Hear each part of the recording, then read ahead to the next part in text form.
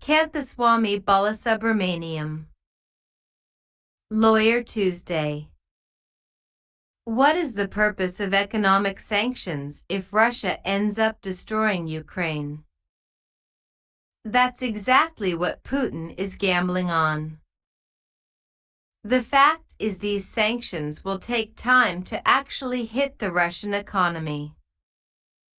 Let me give you a simple example. You go to a petrol station and you purchase petrol and you pay for your petrol. That's how it works. However, when you purchase crude, you pay heavily in advance to protect yourself against price rise in the future. For instance, you pay for up to 1 or maybe even 2 years of oil and gas in advance, and if the price reduces, then you get what is called energy credits, and if price rises, then you are protected against it. It's called a forward contract. It means you pay in advance. So Germany, France, and almost all of Europe have forward contracts with Russian oil and gas companies for which they have already paid the money.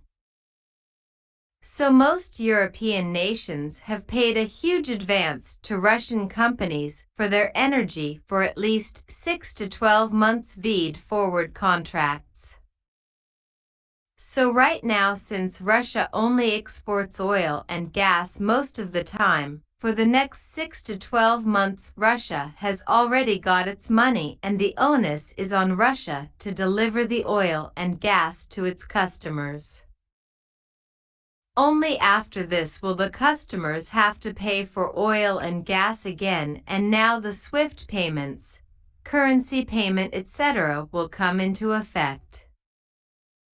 That will take minimum 6 months or normally 12 months. So Putin and Germany and France are gambling on the fact that within 6 months Ukraine and Russia will have some peace and the important sanctions can subsequently be removed.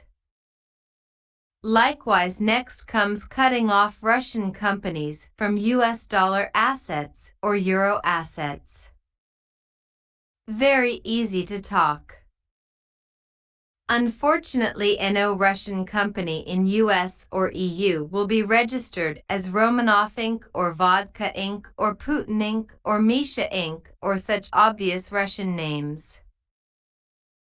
You will have Russian companies with Luxembourg registry, Liechtenstein registry, Seychelles registry, UAE registry, etc., where the directors will be 3 lawyers holding 3% of the shareholding, while 97% will be owned by Russians. How will you start identifying such companies? And these companies? They won't roll over. They will promptly go to court. They will say, "We are not Russian companies." They will go for bankruptcy proceedings. They will owe money to U.S. institutions. They will say, "We are a Maltese company. We purchased the controlling interest in 2019 June. We are not subject to sanctions." And in 90% cases, the judges will agree. And until then, the judges will allow the companies to do business as usual. Example, you have a company called Dieterhold. German, right? Wrong. It's a Swiss holding company whose 79% owner is an Indian called Vijay Mallya. The company managed to hold on for 5 years, 2016 to 2021, and manage assets of $43 million for Mallya's stepmother and son Siddharth. Ultimately, Mallya disclosed the details of Dieterhold to the court. No authority found it. Again, it takes time. And you may be able to actually sanction maybe 10% of the companies at the most. So basically Putin gets time to be able to do whatever he wants and get the peace. Then if he swears not to touch another NATO country and signs some kind of peace treaty, it's all over and all's forgotten, at least unofficially.